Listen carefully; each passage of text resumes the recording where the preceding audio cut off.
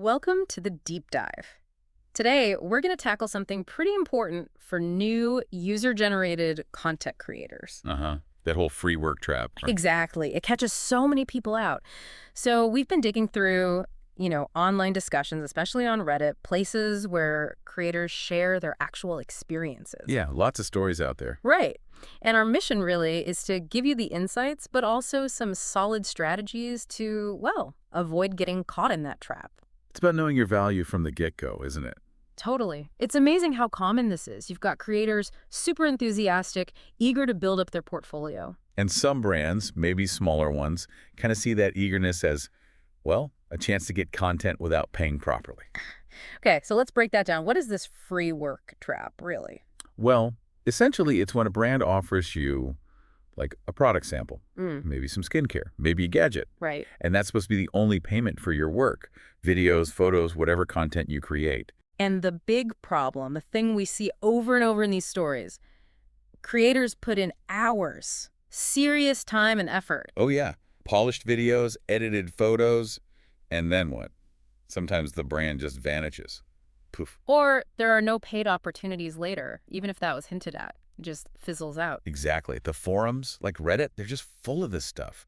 People saying their invoice got ignored after they delivered the work just for a product. Yeah, I saw that one. You gifted and ghosted, I think. Mm. Delivered the video, sent the invoice for maybe expenses or a tiny fee.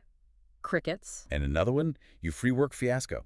Spending ages dealing with legal letters just trying to get back, what, like $150? It's crazy. So much time wasted for such a small amount. It points to a bigger issue, doesn't it? It really does. And often the root cause seems to be, well, just a lack of any formal agreement. No contract. No, or maybe just a vague DM conversation. Nothing written down clearly about scope, deliverables, and crucially payment terms. So the brand can just walk away. Pretty much. Without a contract, there's often little obligation, legally speaking.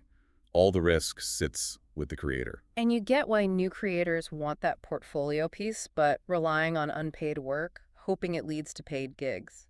It seems like it rarely does, Hmm. based on what people are saying. There's often a mismatch in expectations, too, How so? Like the brand sees it as just a simple swap. Here's a product, you post about it.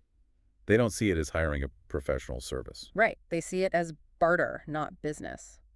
And I guess maybe new creators feel a bit intimidated to ask for a proper agreement. Could be. Fear of missing out, maybe. Or thinking they don't have the leverage to ask for payment or a contract yet. Yeah, wanting that experience so badly, but that just feeds the cycle, right? Exactly. It undervalues the whole profession if everyone's doing free work just to get started. Okay, so this sounds pretty bleak, but there must be ways to avoid this, right? What can creators actually do? Oh, definitely. The good news is the community has figured out some solid tactics. Okay. This came up again and again. Insist on some kind of written agreement. It doesn't have to be a massive legal doc. No, Well, not at all. yeah. Even just a clear email. Outline the scope. What exactly are you making? What are the deliverables? And obviously the payment terms. When and how much. Just getting it in writing sets expectations. Precisely. Another really good tip. Ask for a small deposit up front. Maybe 20%, 30%. Ah, skin in the game for the brand. Exactly. Shows they're serious, Yeah, and it covers your initial time or costs if things somehow go south. makes sense. What else? Breaking down the project into milestones is smart. Like script first, then first cut, then a final video. Yeah, stuff like that. And you tie payments to each stage. So you get paid progressively as you deliver the work. That sounds much safer. It builds trust too, I suppose. It does. Mutual accountability. And, simple things like sending invoice reminders. Maybe even adding a small, reasonable late fee policy. Professionalizes the whole thing. It does. But maybe the biggest thing, honestly, learning to say no. Just turning down the product-only offers. Yeah. If there's zero financial compensation, maybe it's not the right fit. Prioritize brands that actually respect your time and skill enough to pay for it. Hmm. It's tough at first, maybe. But essential for building a sustainable career, right? Absolutely. So wrapping this up, the main takeaway seems pretty clear.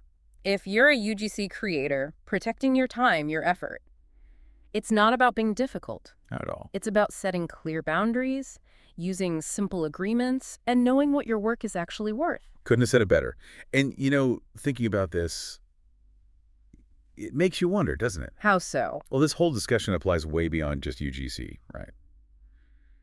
Anytime your skills, your time are being requested, Are you, the listener, making sure expectations are clear? Are you advocating for fair compensation, whatever that looks like in your situation? That's a really good point. Something for everyone to think about, really. How do you value your own work and make sure others do too? Yeah, definitely food for thought.